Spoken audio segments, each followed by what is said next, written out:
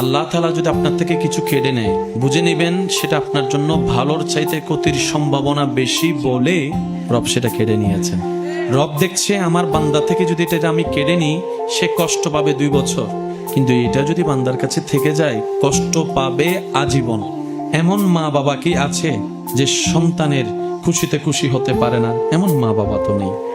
তা আমরা মা বাবা যারা আছে, সন্তানের মা বাবা, এই সন্তানের মা বাবারা সব সময় চেষ্টা করে সন্তানের ইচ্ছাগুলো পূরণ করার জন্য।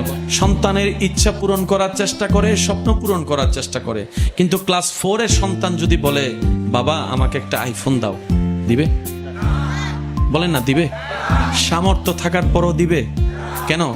মা বাবার জ্ঞান বলছে এটা তার লাভের চাইতে রব্বুল আলামিন তার চাইতে বেশি ভালোবাসে। মা বাবা আমাকে যতটুকু আপনাকে যতটুকু ভালোবাসে, এই জিনিস